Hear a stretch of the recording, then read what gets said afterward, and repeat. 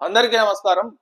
ఈరోజు ఈనాడు పేపర్లో ఒక వార్త నిజంగా కొంచెం సంచలనంగా మారింది.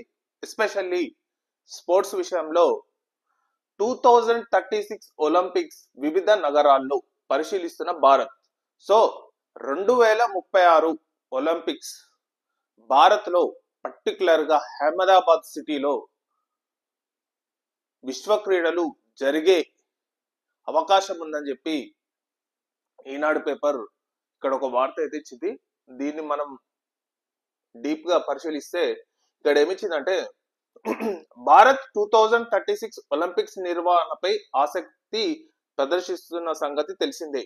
ఇప్పటికే తన ఆసక్తిని వెల్లడిస్తూ అంతర్జాతీయ ఒలింపిక్ కమిటీకి లేఖను సమర్పించింది. సో ఇది అంతర్జాతీయ ఒలింపిక్ కమిటీ అనేది ఈ ఒలింపిక్స్ ఏ దేశాల్లో నిర్వహించాలనేది ఆ బిడ్డింగ్ బట్టి వాళ్ళు డిసైడ్ చేస్తారనమాట.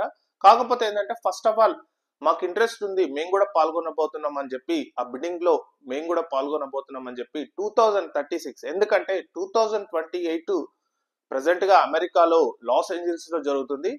2032 బ్రిస్బెన్ ఆస్ట్రేలియాలో జరుగుతుంది. 2036 మాత్రం ఇంకా బిడ్డింగ్ కాలేదు. ఎవ్రీ 4 years జరుగుతుంది కాబట్టి 2036 ఇంకా బిడ్డింగ్ కాలేదు. సో ఆ బిడ్డింగ్ జరుగుతుంది అనమాట. సో ఆ జరగడానికి ముందు భారతదేశం ఏం చేసిందంటే ఒక లెటర్ సబ్మిట్ చేసింది. మేము ఇంట్రెస్ట్ గా ఉన్నాం ఒలింపిక్స్ నిర్వహించడానికి, 2036 లో నిర్వహించడానికి ఇంట్రెస్ట్ గా ఉన్నామని చెప్పి వాళ్ళకి ఫస్ట్ అయితే ఒక లెటర్ అయితే సబ్మిట్ చేసింది.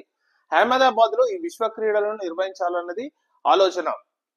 సో ఆబ్వియస్లీగా ప్రైమ్ మినిస్టర్ నరేంద్ర మోడీ ప్రధానమంత్రిగా ఉన్నంత కాలం అహ్మదాబాద్ అనేది ద బిగ్గెస్ట్, ఏ దానికైనా ఒక బిగ్గెస్ట్ డెస్టినేషన్ గా ఉంటుంది, అందులో నో క్వశ్చన్.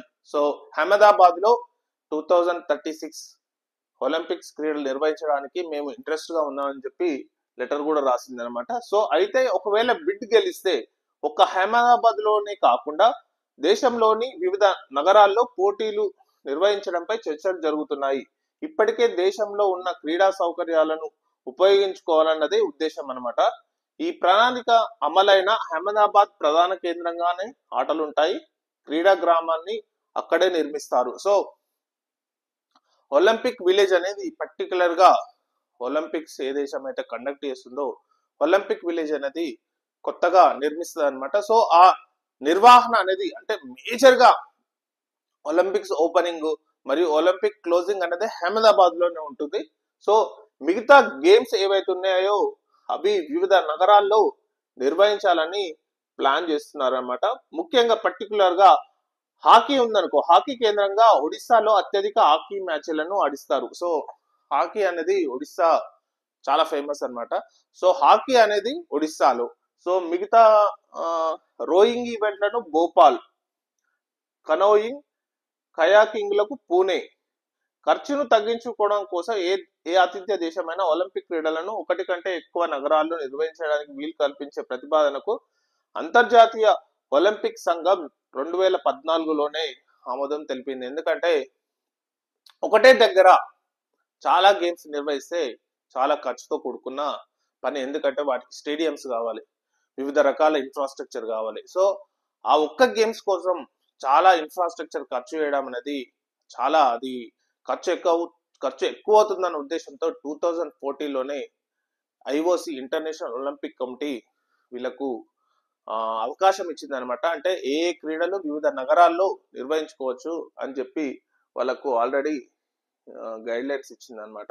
క్రికెట్ కోసం, సో క్రికెట్, రైజ్లింగ్, బ్యాడ్మింటన్ వేదికలకు సంబంధించి ప్రభుత్వం, క్రీడా మంత్రిత్వ శాఖ మధ్య చర్చలు జరుగుతున్నాయి. క్రికెట్ టోర్నీని నిర్వహించేందుకు ఢిల్లీ, ముంబై, అహ్మదాబాద్ రేస్ లో ఉన్నాయి. సో మామూలుగా క్రికెట్ కూడా దాదాపు ఇప్పుడు నాకు తెలిసి ఇప్పుడు లాస్ ఏంజల్స్ 2028లోనే క్రికెట్ ఇప్పుడు ప్రెసెంట్ గా ఎంట్రీ చేసిరు.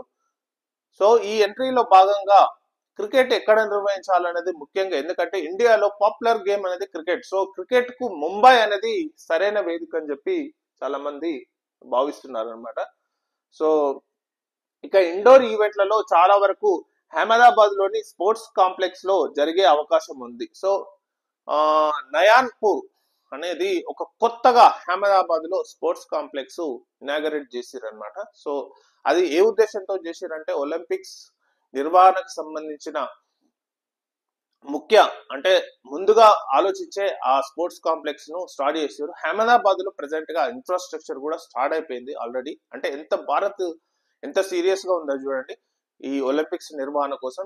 దాదాపు ఎక్కడ ఒలింపిక్ విలేజ్ నిర్వహించాలి, ఎక్కడెక్కడ ఏ గేమ్స్ పెట్టాలి అనేది చాలా సీరియస్ గా మాత్రం ప్లానింగ్ అయితే ప్రెసెంట్ గా చేస్తుంది అనమాట. ఇక ఇండోర్ ఈవెంట్లు చాలా వరకు అహ్మదాబాద్ లోని స్పోర్ట్స్ కాంప్లెక్స్ లో జరిగే అవకాశం ఉంది. పెద్ద మొత్తంలో ఈవెంట్ల నిర్వహించడానికి అవసరమైన అత్యాధునిక వసతులు అక్కడ ఉన్నాయి. ఒలింపిక్స్ నిర్వహణకు సంబంధించిన సమగ్ర ప్రణాళికను అధికారులు త్వరలోనే ఐసీసీకి సమర్పించనున్నారు.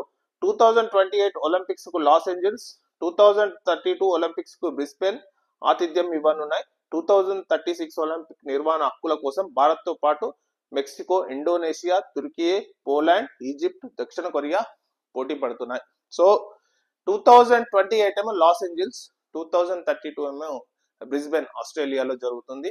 సో 2036 మాత్రం చాలా దేశాలు అంటే దాదాపు ఒక 10 దేశాలు చాలా సీరియస్ గా పోటీ పెడుతున్నాయి అన్నమాట. సో అసలు ఎలా దక్కుతాయి, అసలు ఒలింపిక్ బిడ్డింగ్ అనేది ప్రెసెంట్ గా ఎలా దక్కుతాయి? ఇప్పుడు ఒక దేశానికి మనకు ఆతిథ్య హక్కులు ఇవ్వడం అంటే అంత ఈజీ కాదు. ఎందుకంటే ఒలింపిక్ కమిటీ అనేది దాదాపు ఒక 10 మెంబర్స్ కమిటీ ఉంటది. ఆ కమిటీ అనేది ఆ దేశాలను విజిట్ చేస్తారు. విజిట్ చేసిన తర్వాత అక్కడున్న పరిస్థితులు, ఎందుకంటే ప్రపంచ విశ్వ క్రీడలు అంటే టాప్ మోస్ట్ అథ్లెట్స్ అక్కడికి వచ్చి అక్కడుండే వాతావరణం, అక్కడుండే సౌకర్యాలు, అక్కడుండే ప్రపంచ టెక్నాలజీ, ఇవన్నీ ఒక గ్లోబ్ గా అంటే ఇవన్నీ చూసిన తర్వాత ఆ దేశాలు అంటే ఇప్పుడు ప్రెసెంట్ గా మీకు ఒక్కటి గమనిస్తే మీకు ఒక్కటి ఇన్ఫార్మ్ చేస్తా. అందులోది ఏంటంటే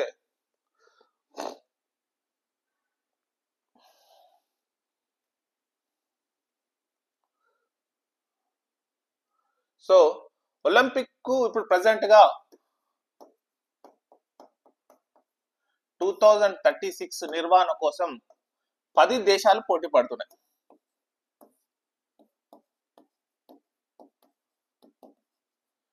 చాలా సీరియస్ గా 10 దేశాలు పోటీ పడుతున్నాయి. ఈ 10 దేశాలలో మన భారతదేశం కూడా ఒకటి. సో ఈ 10 దేశాలను దాటి మనము ఆ హక్కులను, ఆతిథ్య హక్కులను మనం దక్కించుకోవాలంటే సింపుల్ ఏంటంటే ఒలింపిక్ బిడ్ వేసేటప్పుడు వీళ్ళు ఏం చేస్తారంటే ఎవరు ఎక్కువ కోట్ చేసారు. ఇప్పుడు సపోజ్ ప్యారిస్ ఒలింపిక్స్ లో దాదాపు వాళ్ళు 1,50,000 కోట్లు ఖర్చు పెట్టారు. దాదాపు 1,50,000 నుంచి 2,00,000 కోట్లు ఖర్చు పెట్టారు అని తెలిసింది. అది చాలా తక్కువ.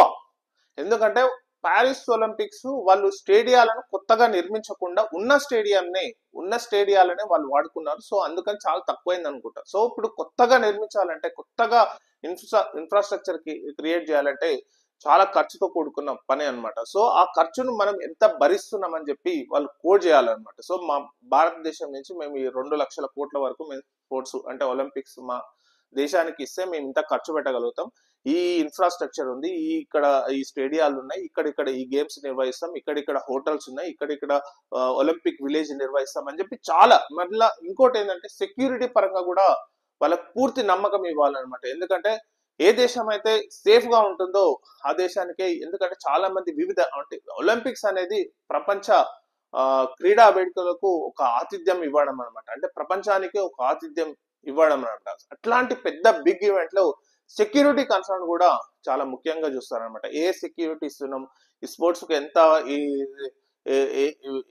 అటాక్ ఏమైనా జరిగితే ఎట్లా ఇవన్నీ ఒక డెమోన్స్ట్రేషన్ పూర్తిగా ఇవ్వాల్సి ఉంటుంది అనమాట. ఇచ్చిన తర్వాత ఒలింపిక్ కమిటీ కన్విన్స్ అయితే ఆ దేశానికి ఆతిథ్య హక్కులు అనేది ఇస్తుంది అనమాట. సో మనకు పోటీగా ఏ దేశాలు ముఖ్యంగా నిల్చున్నాయో ఒకసారి చూద్దాం. ప్రజెంట్ గా అయితే ఫస్ట్ అయితే ఇండోనేషియా, ఇది ఎక్కడ జకార్తా వాళ్ళు అంటే capital city Jakarta. Indonesia country serious గా వాళ్ళు కూడా బిడ్ వేసిరు. నెక్స్ట్ టర్కీ కూడా వేసింది, ఇస్తాంబుల్. టర్కీ కూడా వాళ్ళు వేసారు అనమాట. ఇంకో కంట్రీ ఈజిప్ట్ కూడా వేసింది. తర్వాత మెక్సికో, తర్వాత ఇండియా, సరే ఇండియా అంటే ఇప్పుడు మనం ఉంది కాబట్టి మెక్సికో, తర్వాత సౌత్ కొరియా,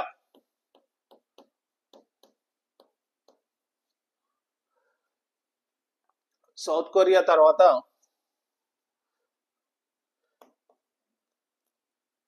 సౌదీ అరేబియా,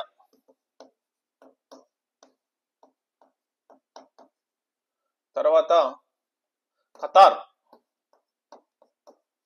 నేను 1 2 3 4 5 6 7 8, తర్వాత హంగేరీ,